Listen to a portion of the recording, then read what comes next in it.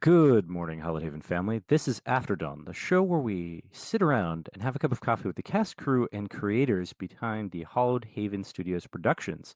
I'm Scott, and I am joined by my co-host Saul. Hey, Saul.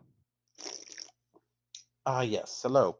I'm Saul, and today we're talking about Cyan Apotheosis, Episode 6, Carry On, Wayward Son. Starting off rather comfortably with everyone going to a rather large weed farm run by Dionysus Cyan and a large group of dryads, and ending with an intense bang as a explosion rocked the city that our motley crew was driving away from at top speed and possibly having lost another of their friends who was helping them get used to being scions. I definitely think that this episode showed how things can go from 0 to 100 real quick, and I really liked it. I liked seeing that there was a lot more personal stakes in this as well, with seeing who exactly it was that was controlling the wolves. What do you think, Scott? Yeah, I actually quite like this episode, not only because we had a lot of, we had two different kinds of things. We had, social interactions and we had, action. But there was also some cool stuff that went on during the action where it started to feel like the Scion group was really starting to, understand each other and work together. So it was really a fun episode to watch. But mine is not the only opinion, or ours the only opinions. We are today joined by Cyan and JD. Hello, you two. Hello. Good morning. Ooh, welcome We to the are show. Welcome to the show. We are going to start with the morning brew. So, Cyan, tell me, how Yeah. do you think that this campaign is going along for Sarah? I'd say it's going pretty okay. I mean, she hasn't gotten to do nearly as much paperwork as she wants to. But other than that, she does enjoy shooting things, so pretty good. Yeah, the gun-toting part of your tagline, gun-toting lawyer, is really coming out. Yeah.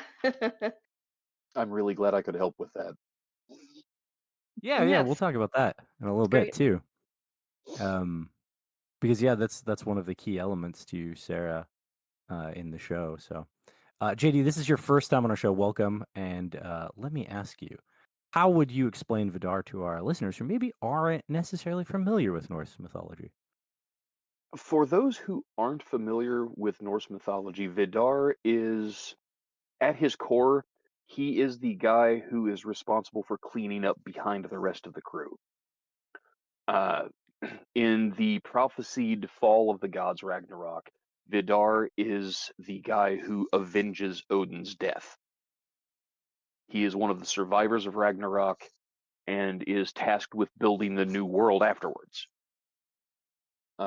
Oddly enough, in all of the Eddas and sagas that we have to fall back on that are actually authentic to the time period of ancient Norse mythology, Vidar is only discussed in the Ragnarok prophecies. It's the only place we hear about it. Yeah, it's pretty crazy. Not a lot to go off of, but what is there is pretty darn important. Mm-hmm. Indelibly so. That leads to the interaction between Sarah and Vidar. So I guess we'll jump back to Cyan and say, Cyan, how does Sarah feel about Vidar as her parent? Like conceptually, she has no idea who that is. And I mean, she's older. Like she's not like a young adult. She's in her early 30s, so she has had like her time to figure out who she is without her birth parents. So in her mind, whoever they are doesn't matter because she is who she is because of the people who like adopted her and because of herself. So pretty much, sorry JD, but just a sperm donor at this point. Yeah. Screw you, dude. You're late to the party. Yeah, exactly. Yeah, and it's interesting. We had there was in the last episode there was this discussion slash debate over who the oldest of the Scions was, and no one could really pinpoint it except that maybe Damien's character Chris is not the oldest, even though he acts the oldest. I think he is. He's only 30. Oh, it might be Sarah then, Yeah, it Yeah, seems like that's it's what I'm thinking Sarah. too. because she's 32. So Yep. it's not by much, but That's it's her. yep. Everyone, and now everyone can make fun of Sarah for it. Not in Liv. That's funny. So, JD, since we're getting to know you and Vidar, were there any special sorts of preparations you went through to sort of embody that rather vengeance-fueled and somewhat fatalistic role? I took a really deep dive into my music collection, and I was Porcelain and I had visited fairly extensively about the scene where Vidar would finally come face to face with Sarah, and I felt like getting into the right mindset and mood was far more important than, well, it was more important to me to get into the character than uh, any actual prep for what would be said up and until we got into the moment. Mhm. So it was a lot of listening to music and trying to get the right mind place. Yeah. Guessing a lot of doom metal. Strangely, no. Well, then what was it if it wasn't doom metal? I actually shared a playlist a while back. The it has a lot of the people like Peyton Parrish and the O'Reillys and the Patty Hats and let's see what's Ginger Tail. There's a really good cover of a song called "My Mother Told Me" that it's very evocative of Norse culture, and I really kind of got into it. But there's also a lot of slow guitar rock and blues, and because ultimately Vidar may be a badass, but he's patient. His time is coming, and he's just got to wait for it. That's pretty cool. Well, Cyan, now that you are here with JD, what was your reaction to Sarah and Vidar's meeting? Like my personal reaction? Yeah, this is a question for you, the player. I don't know. It's kind of like the worst kind of feedback loop because Sarah's always in my head. Hmm. But my reaction is that like I was trying really hard to think about like how would this grown ass woman who basically gave up on the idea of either finding or ever meeting her birth parents react to just this guy showing up in her life suddenly, because Handing that's just like the handing her least. a hand her What? hand her a shoebox and a shot of whiskey and say, "Here you go, kid. I'm your daddy. What do you think?" And she's just like, yo, what the I'm doing everything I can to not get violent right now. Yeah. Like there was a second I was like, you know what? Sarah would probably just get up and leave after getting her stuff and just be like, peace. But yeah, it But was then, like, oh, yeah. go ahead. Yeah, that was the whole process. Like my reaction is like I was like, I could have done better. I could have been more reactionary to it. Like I don't think she would have stayed like realistically she would have stayed and actually talked to him. Yeah, I was going to say that even if she had the urge to get up and leave, Vidar kind of beat her to it. Yeah. Like she's like, I don't want to be here. Yeah. Feel he's walking away again. Yeah. Damn this guy. Well, the next question we have is actually for both of you. Oh, And word. this is a question. This is another question about players rather than like character reaction. But one thing that we sort of came up in the chat during the show, and this was something that we all were like, "Oh, look at that!" Was the and you guys played on it in the show as well. That Vidar is the god of footwear, and so just a question for both of you: how important do either of you feel about the necessity of good footwear, especially when it comes to situations like the Cyans are currently in? It's a weird It's question. essential. Yeah. Can't be getting trench foot in the middle of a battle with a bunch of wolves. Duh. Can't go into No. battle without your Timbs on. Yeah. Yeah. First thing you gotta have squared away, no matter the situation, you gotta know that your feet are protected because at the end of the day, you're walking away from whatever it is. That's it. Ooh, pulling that in. Yeah. That's actually a good thought. That's yeah. Yeah, So philosophical necessity there. Like, if you don't have good footwear, how do you walk away in the end? that's it. Now, I worked as a stagehand for 20 years, and I had one pair of Doc Marten boots that lasted me that entire time. I paid $150 for a pair of boots. It was the most expensive pair of shoes I had ever even tried on, and they lasted me the entire time I worked as a stagehand. Mm. Rain, snow, weird ladders and trucks all over the region, and I put those things through hell. And they kept me going and kept me on my feet and kept me comfortable. Best shoes I've ever owned. And Vidar's boots are part of his legend. That's right. They're made, if I read correctly, they're made out of like bits of leather from every shoe ever or something like that. They are made from the leather of dead men's boots. Yeah. They're made by kicking ass for kicking ass. Exactly. Yeah, I haven't used them that much, so hopefully I'll get a chance to soon. I don't know. We might say that there was some play in that when you stomped on the pedal, but we'll get into that a little Yeah, bit no later. kidding. Well, yeah. And it seems like you're having a lot of fun with this, especially with meeting Dionysus' Cyan and the various nymphs. That was not the only thing that happened last episode. What was your favorite part of the episode? They call me baby driver.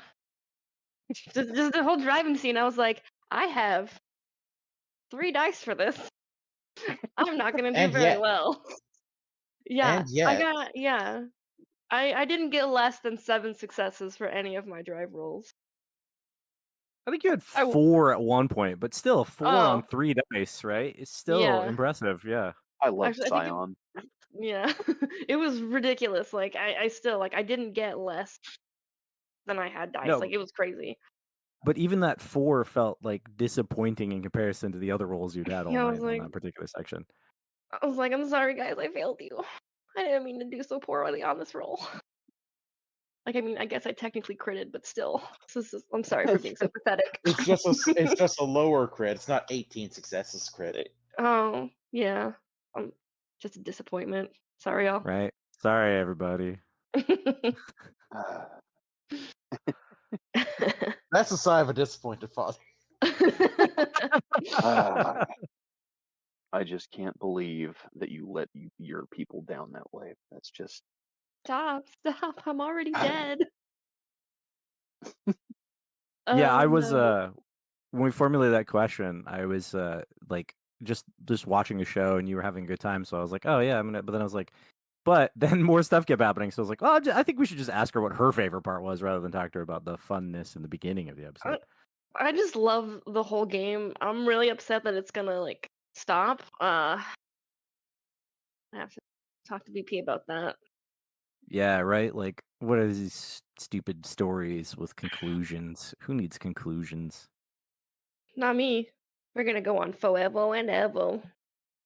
oh, honestly, without conclusions, I wouldn't get any exercise. I get all my fitness requirements for the week jumping to them. Wah, wah. Eh. Nice. That was like a dad joke. How fitting. Okay, you missed the part where I've had a career that lasted 20 years and I've moved on to something else since then.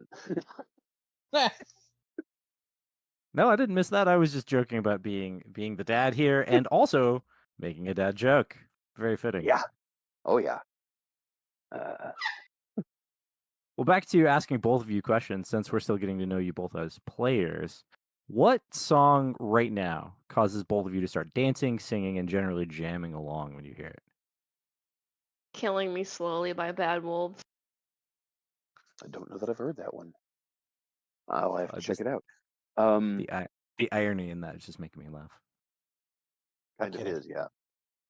Yeah, for me, just about anything. Just depends on what mood. I am a lot more prone to singing along than I am to dancing, but still. Mhm.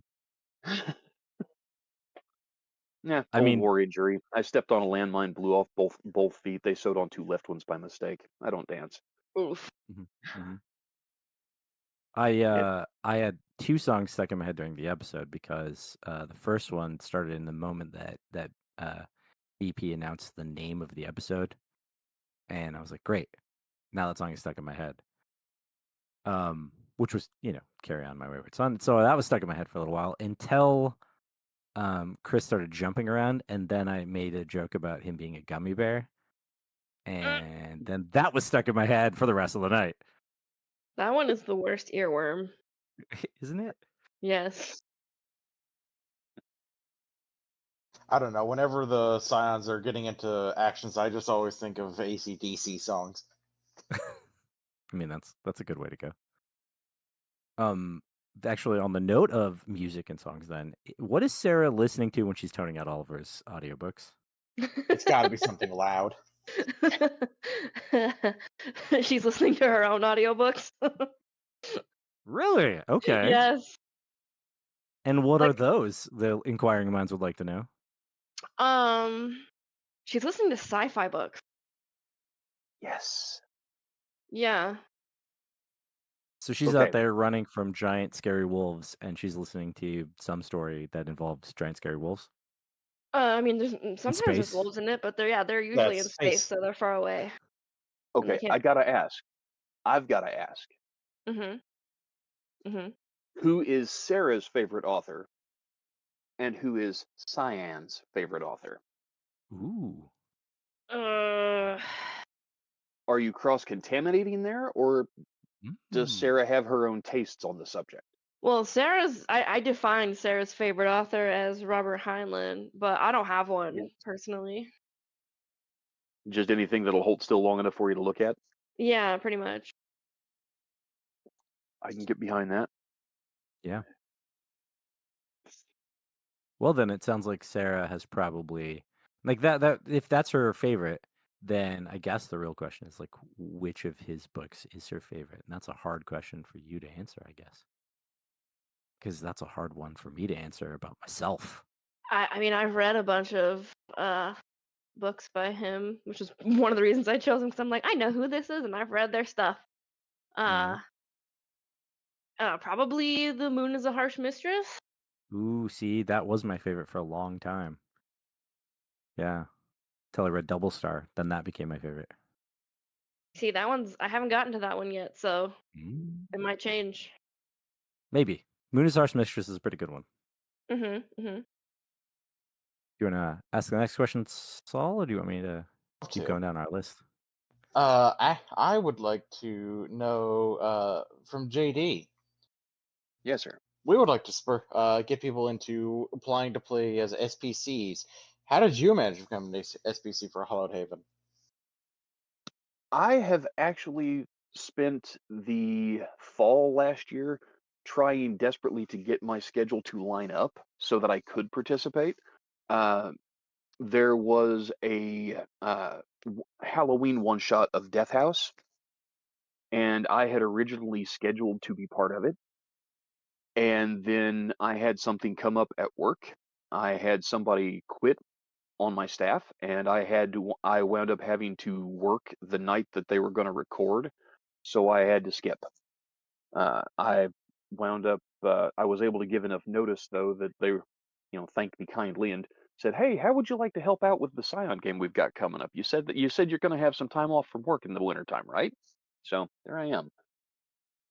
I had honestly hoped to have a little bit larger role, but even showing up once was fun. Maybe I Fair can enough. email, or maybe Sarah can email Vidar. Yeah, there There you you go. go. Brief moments where some emails happen. Yeah. Well, now that we have started drinking our cups, because I think we're past the brewing point, it's time to start drinking. JD, so we've heard that SBCs played a hand in how their gods met their scions, and you mentioned a little bit ago that you dug in with BP to like figure that out. So how much of a hand or what did you add to the meeting between Vidar and Sarah? Well, Porcelain asked me, where I felt like the meeting would take place, and my two options that I suggested were either a nice open space where he would have a good view of the surroundings, Mhm. or a smoky dive bar. We obviously went with the smoky dive bar, but Mhm. then I provided a lot of the flavor, the kind of the Norse theming, the mead hall name, the peanut shells on the floor, that sort of thing.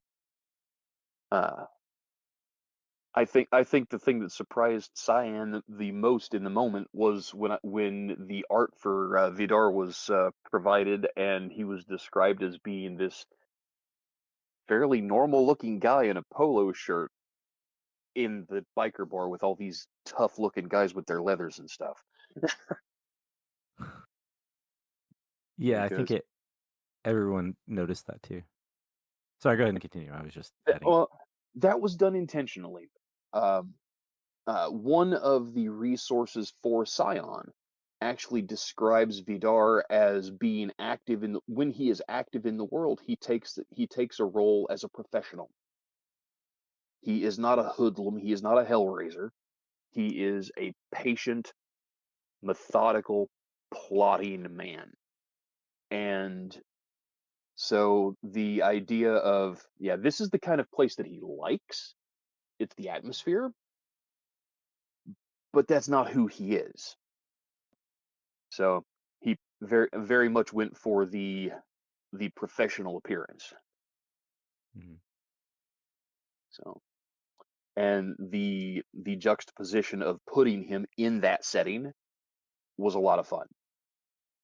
Plus, I think that from like the side of like storytelling, right? You have this biker bar that is rough and tumble kind of feel, and then you have this one guy who would in most situations be kind of like given a wedgie and thrown out. He's just Yeah, casually like, "Nope, I'm here and you're going to deal with it." yeah, absolutely. And one of the things I loved, uh, sorry, That's fine. Things come up. one of the things I enjoyed, Porcelain described how the bikers in the biker bar were giving him this wide berth. They were like smaller fish will acknowledge and part ahead of a shark moving through the space. Mhm. I thought she handled that really well. Yeah, I think we all certainly picked up on that and thought it was pretty cool. Oh yeah.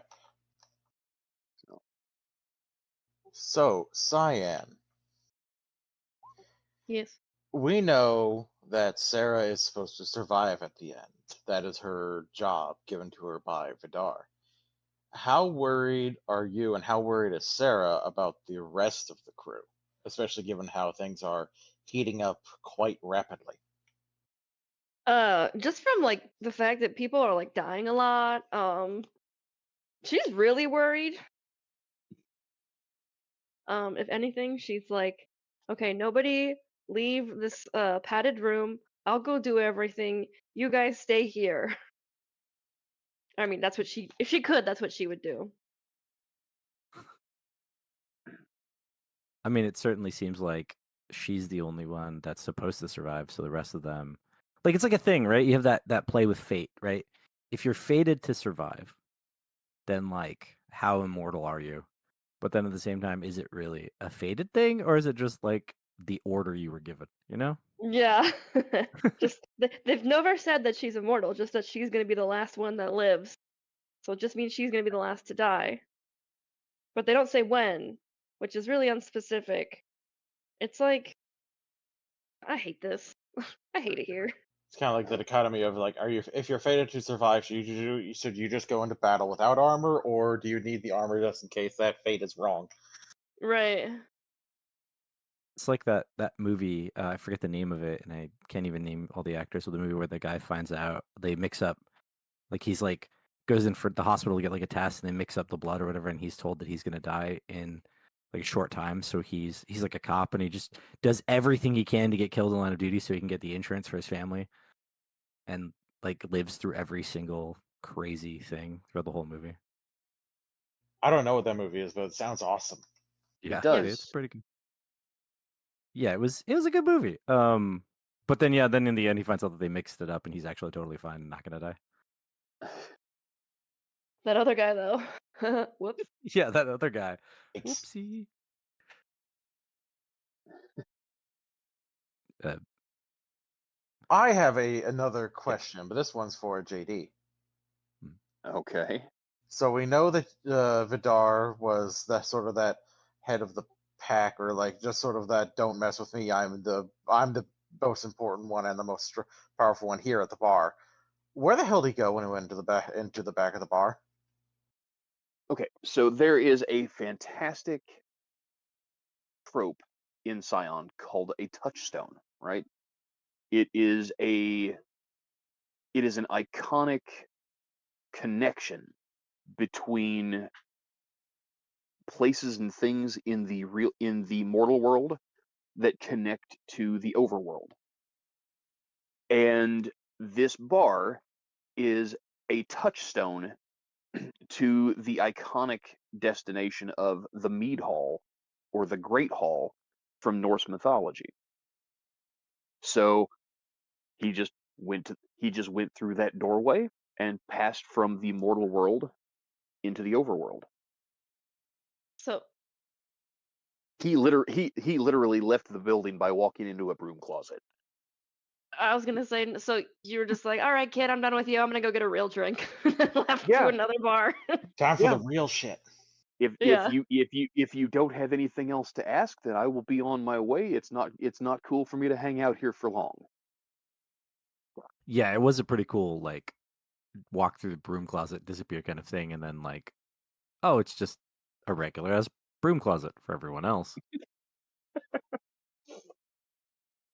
You know, it's not like Wayne's World where you open it up, there's like a whole team in the back room doing like training and stuff. Yeah, right. Man, Wayne's World. Been a while since I've seen that one. You're on my show, so you know old movies are gonna get brought up, as clearly indicated by the previous reference, and then this one. A little bit, yeah.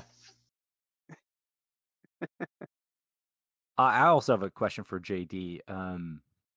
We know that you mentioned the gifts. We've already talked about them a little bit, but can you describe your role in the creation of Sarah's gifts? Because we know the other species did the same thing.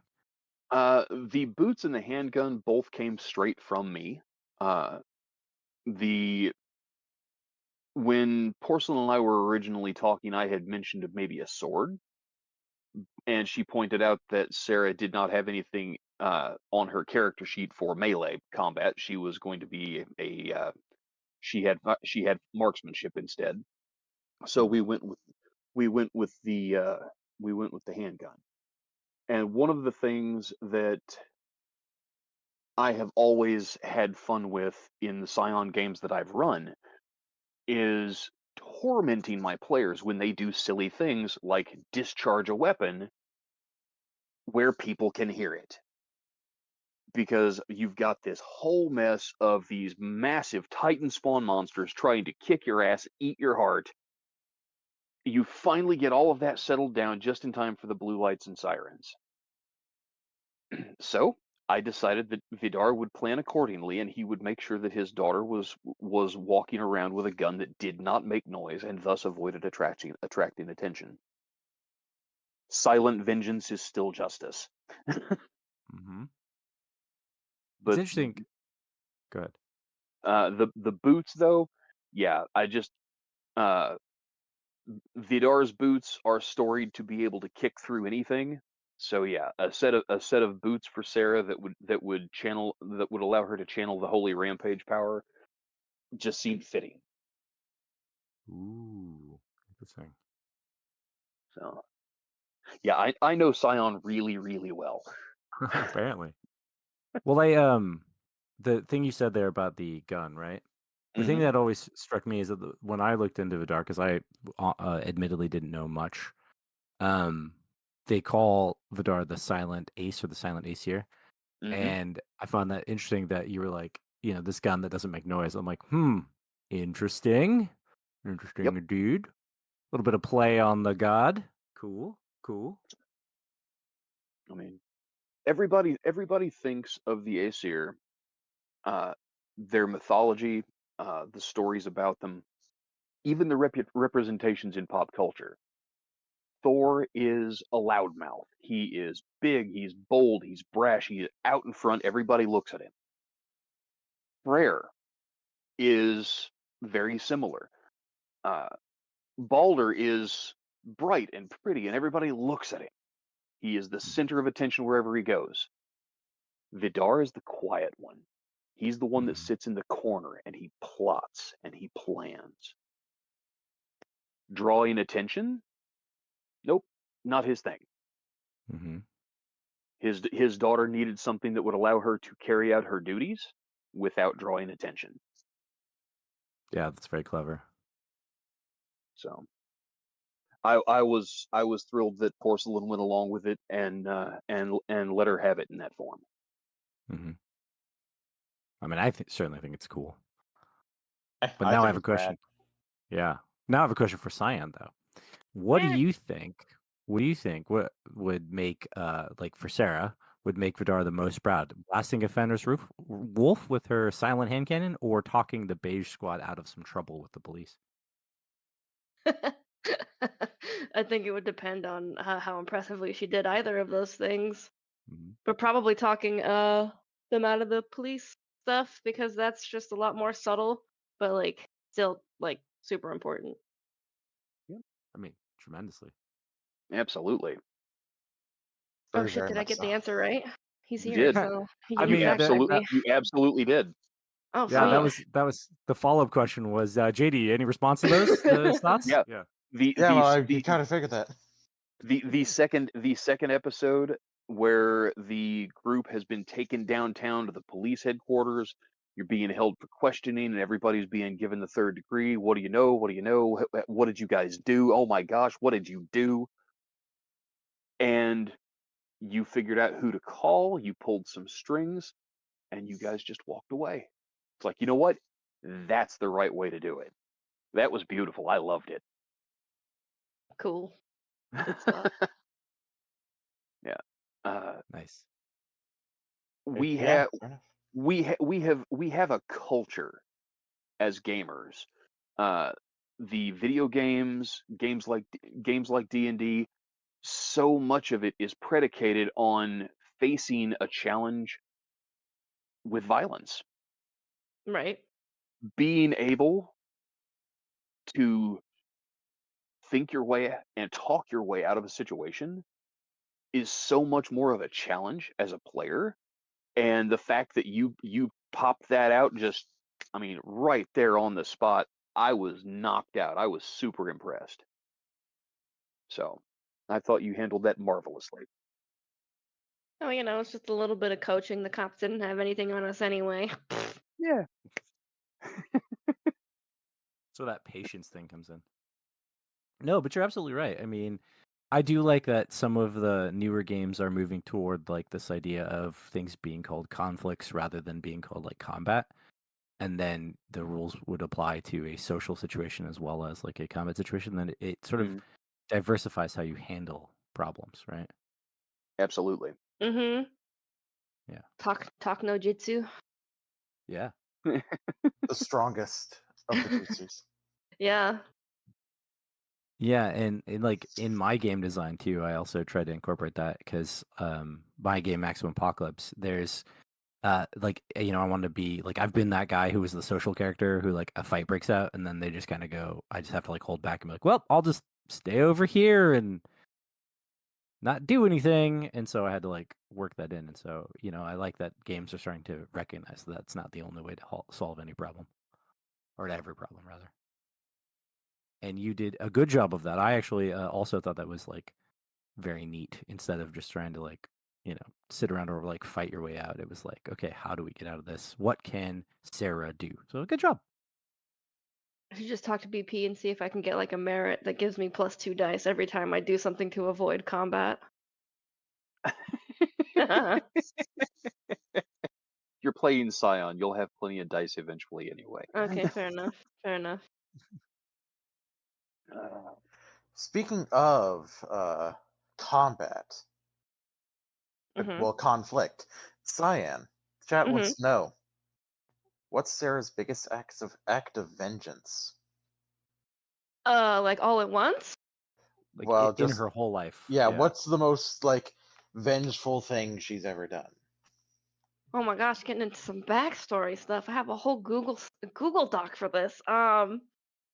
Probably. So when Vidar mentioned the guy she like punched in the jaw, that was someone who she'd been in like a super bad relationship with for a long time, and that was her saying, "We're done. Leave me alone." Uh, yeah. But then crit on her brawl roll, so it was that probably was the that. biggest act of vengeance, huh? Yeah, like she was getting back at him for what he did to her. Nice. Fair enough. well, Sometimes you just gotta knock a motherfucker out. Sometimes violence is the only language they understand. And sometimes it isn't, as we just described. Yeah. But I also have a question for you. I would like to know we talked last time you were on about dwarves without representation, and then in Mhm. this most recent episode, we discovered nymphs who work in a field, Cyans who do the work of the gods. Like, do you think that Sarah has an opportunity to unionize these demigods? If there's this trend going on where all of these like godly servants are underrepresented and like unable to gather for their own like benefit, then she's gonna before doing that, she's gonna investigate who's doing the union busting because she can't be the first person to have this idea. I mean, Oh, she's It's pretty which new to the scene. it's whichever god runs Starbucks. Yeah, or Amazon. I love it. It's Yeah, just like, I'm noticing a trend here and I'm not sure I like it.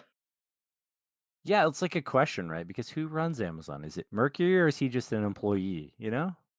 Who knows? Probably Yeah, better that was to find out before, diving headfirst into changing things.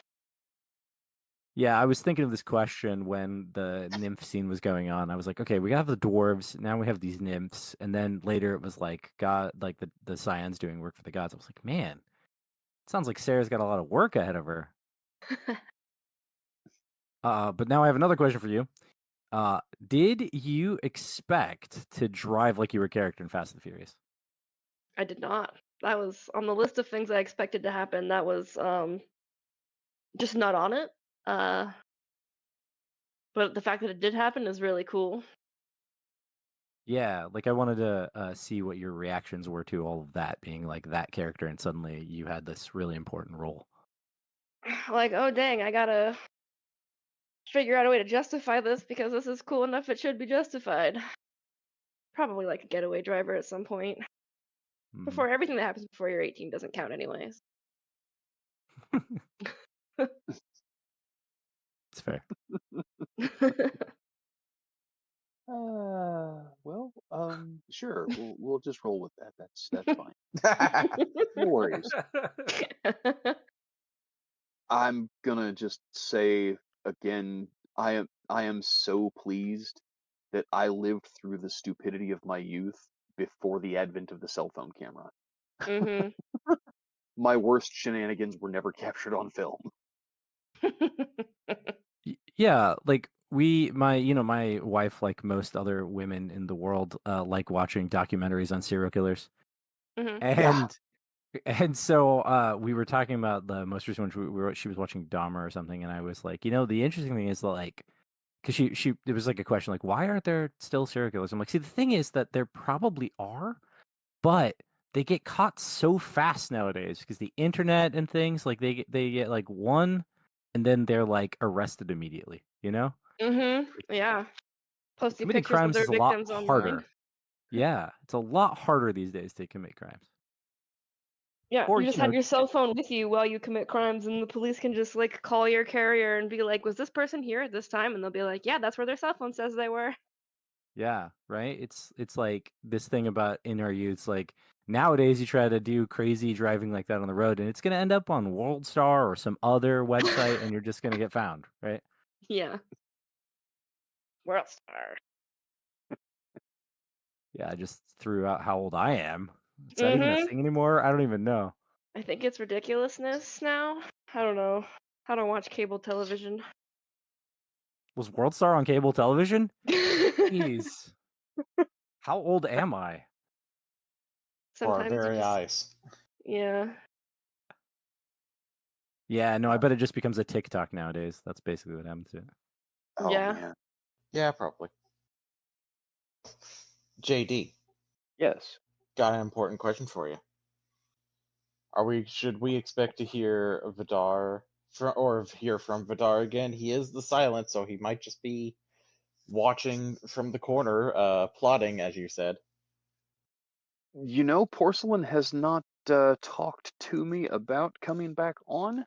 She said there was a possibility she might, but I haven't heard anything from her about it yet.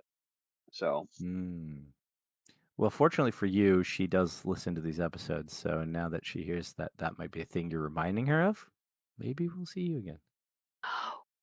well, I have based my availability yet going through the end of the series, so that I am available on Friday nights. Hint, hint. Uh, but we will see what develops. Fair enough. And with Yep. that, I think it's a good time to get into spilling the tea. Mm. It's all over the place. Yep. So Oh I got a dear. question for both of you. Uh-oh. So it seems pretty Ragnaroky out there, or at least that Loki's scions are, prepping for Ragnarok. What do y'all think? About to Character and pick up out. this in character, about to pick up this phone and say, "Dad, come pick me up. I'm scared." Out of You get character, this is fun as hell. ah, Ragnarok, let's go. you got this. Oh my god. What are you even worried about? Good grief. I mean, it's just Ragnarok. It's fine. Yeah. Yeah, It's what we're made sure. for. Uh, Nice. Well, I have a question on that note, and it might be a question that only Vidar can answer. I'm not sure. I don't know exactly, but if it is Ragnarok, is Loki missing because he's locked up in a cave, slowly being driven mad? Right. So, funny story. The the mythology is actually very specific. Loki gets locked up in the cave, and for those of you who don't know, he is actually bound there using the entrails of his godly children. The Fenris wolf and the Midgard serpent are his children by the giantess Angrboda, but he had children by the goddess Sigyn. And those two children were killed, and their entrails are what is used to bind him in the cave where the serpent drips its venom on his face. At some Mhm. point prior to Ragnarok, he is broken out of there, and that is where he comes in, leading, sailing the ship Naglf. I can never say the name of the ship. It is a huge tangle of consonants without enough vowels in it. Um, but it is the ship made from the toenails of dead men. Which the number of things that the Norse gods built out of dead men's belongings and body parts is kind of disturbing when you really think about it. Mm-hmm. Mm-hmm. it's recycling. It's also incredibly metal. Right? Now, Vidar's answer to this question is, who cares where Loki is? He'll show up when it's time. Heimdall will kill him. It's fine. I mean, Que that's sera, fair. sera. Just let it happen. It's fine. I don't know why everyone's worried. Yeah. It all happens when it's supposed to. Just relax and go with the flow. Yeah, like that was my thought when it was first told to Chris that Loki's missing, and I was like, right. And then Uh-huh. and then Heretic comes in as Chris's brother, and I'm like, yeah, Mm-hmm. this is all starting to come Hmm. together. Yep. Mm-hmm. Oh my, what a mess. Ooh, terrible. Truly unthinkable, as he's just plotting.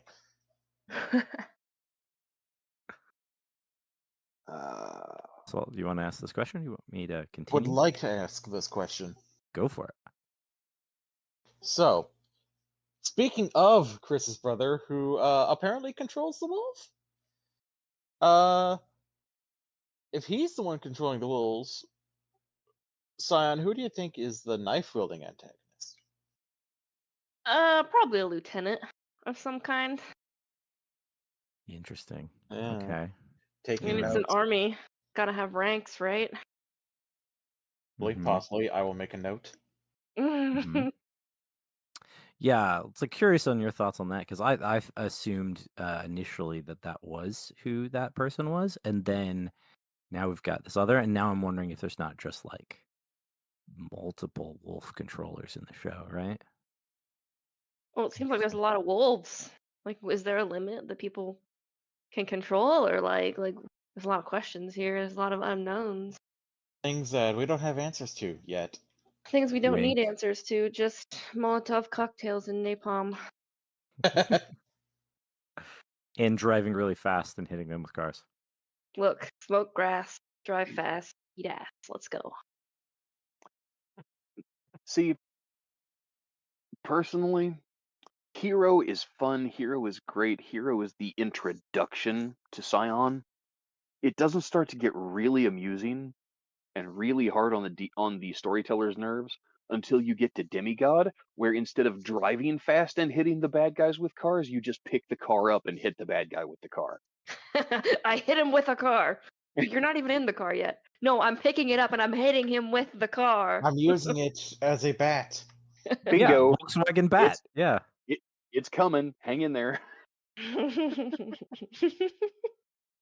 I mean, we had something like that with Chris's character in the last episode for sure. But you know what? Since we have both Vidar and Sarah here, Cyan, do you want to express Sarah's feelings about your dad's assignment survive to the end? Yo, what the hell, man? That's basically it. Well, what? You've got a responsibility. Live through it.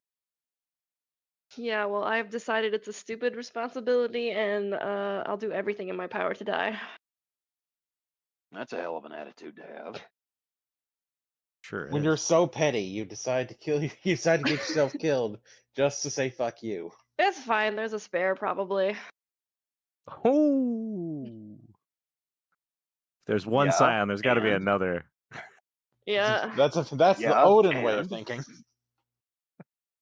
that, I mean, you can look at it that way if you want, but eh. Yeah, it's not like I'm Thor, with a dozen kids on the hoof in the mortal world on any given day. I mean, it takes time, it takes planning. You got to find the right person to take care of the little tyke while they're growing up. Uh-huh. You got to find the right birthrights to pass along to them to fit who they are and who they're going to become. Like, And is this like legitimately the amount of planning that Vidar has to put into making little half god babies? maybe. No, that's important information for I mean, both me and Sarah don't know, but Sarah can't know. She can never know. Um, just because I have half a page of questions like, yo, what is this? Why'd you do this to me? Why do I exist? How dare you? Yeah, you know what? On that note, do you have any questions you want to ask Vidar, or do you guys have anything you want to say to each other? Well, I would say this as a storyteller and as a player in Porcelain's game who is playing Vidar. Vidar doesn't do anything accidentally. He plans out everything that he has going on, decades or even centuries in advance. Mhm. He, you know, no, there might be other scions of Vidar out there, but none of them are a spare to take the place of one that falls. They've all got their job to do. So in that respect, no, Sarah is not a disposable throwaway. Hey, if this one falls, we've got another one lined up to pick up the birthrights. We'll just move on. No, doesn't work that way with Vidar.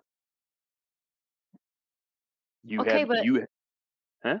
I'll say okay, but that's literally something that Sarah only learned probably within the past 6 years of her life, and before that, she was a being of pure chaos.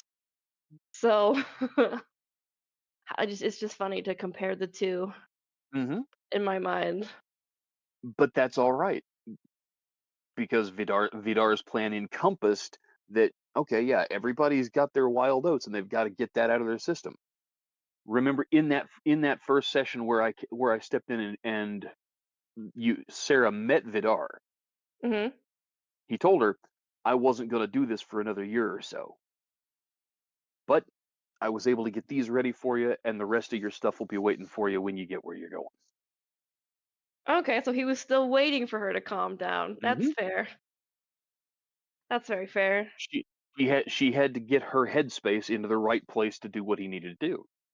So Word.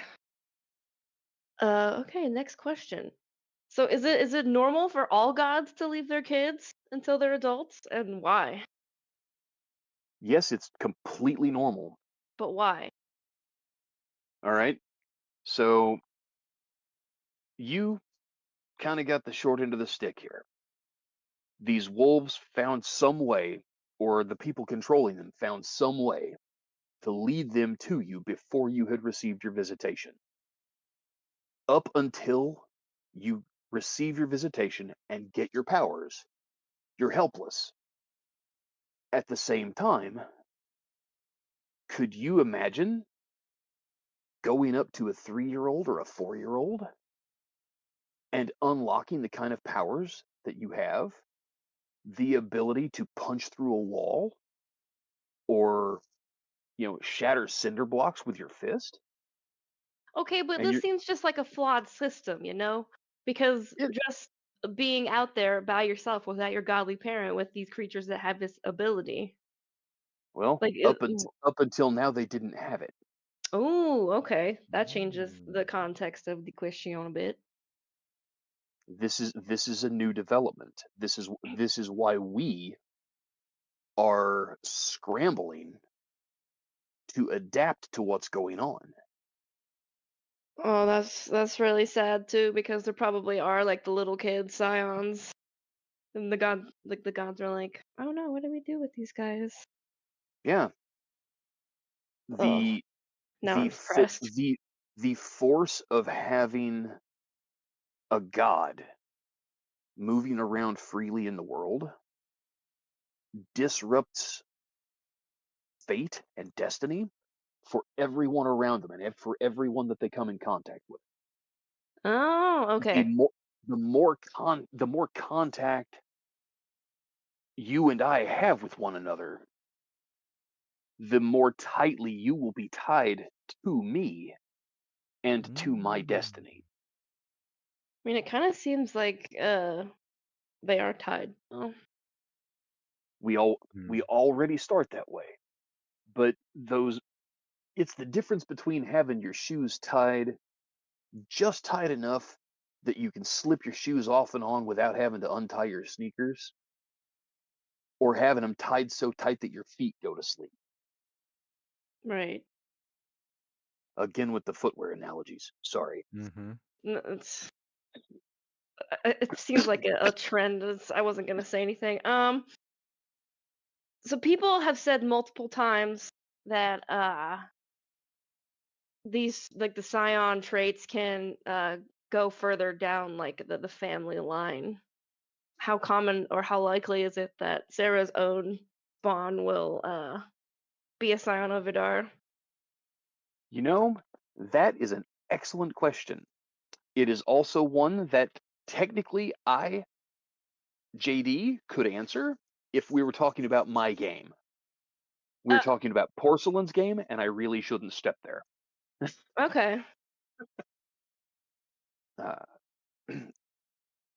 mechanically speaking, within the framework of Cyan as a game, when a Scion has had children before their visitation, those kids are nothing. They are just humans. Hmm. When a Scion has received their visitation and their Ichor is activated, at that point, their child possesses the potential of being visited by that Scion's divine parent. So if you had had a kid after your visitation, Vidar could later visit your child, and your child could be Vidar's Scion.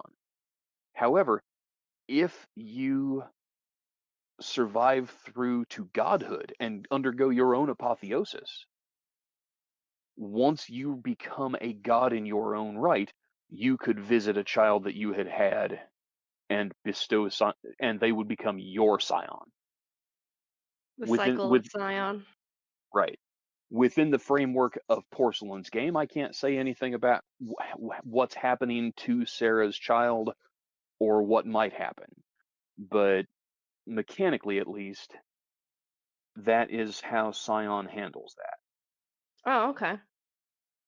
I keep looking through the book for stuff, but the amount of times NPCs have said it around Sarah, she's just like, "Yo, what is going on? I don't like this." Right? But yeah, that particular nugget is in one of the later books that you probably haven't had a good look at. Mhm. Um, but Haven't gotten there yet. right. But yeah, I think one of the things that, as a storyteller and as a player, that always disappointed me most, White Wolf was going through so much as a studio and as a game publisher around the time of that they were releasing Scion originally, that I feel like the game line never really got its due. There was a lot of material that was talked about that they had in the works that never became realized. Um, the Aesir got the Ragnarok book. They got a full 250, 280 page splat. It gave detailed stats for all of the gods. It expanded the pantheon to include lesser known members of the mythology. Talked a lot about their cosmology, the overworld according to the Norse. And at one point, White Wolf was talking about releasing that kind of source book for all of the major pantheons. And it really never materialized. That's depressing. It Because my is. favorite knack is in the Ragnarok book. Which one's that? The epic stamina one. Raise your glass. Yes. Do a sick trick with some alcohol. Regain a point of legend. Let's go. Nice. Haven't been That's able to use it yet, but I will. Don't worry. I've been gathering supplies. Ooh. nice. Gathering Some foreshadowing. supplies. Oh Yeah. boy. Oh boy. She's making sure she's got her ducks in a row. She's Yeah. gonna drink everybody in the party under the table, and then she's gonna have to defend them all from the Fenris wolves. It's fine. It's fine. We're gonna set up fire traps beforehand. Nice. Look, Nice. you gotta be prepared. Just remember, an ambush is great until you're the one being ambushed. Womp womp. One of the questions I forgot to ask, and then was reminded by frickin' Gary / Oliver when they asked Ogma, what's the deal with Sarah's mom? What about her? Anything. She was a promising young woman. She was not ready to be a mother, and the opportunity presented itself for her to put you up for adoption. She is still living. She moved to St. Louis a few years ago. I haven't seen her in probably 5 or 6 years, but every now and then I call on her just to make sure she's doing all right. Okay, that wasn't the answer I expected, but Mm-hmm. fair enough. Any other questions, or should we move on to moving on? I think it is about time for us to move on to moving on. All right, fair enough. Thank you both for coming and sharing all this great and juicy information with us, and Mhm. this lovely coffee, of course. Mm. And I would Listen. like to thank everyone who listens in. These episodes are dropped Thursdays at noon for the $5 plus tier. They're released to the public a month later. Think about subscribing so that you can keep up to date with your talk news for Hallowed Haven Studios. Goodbye, everyone.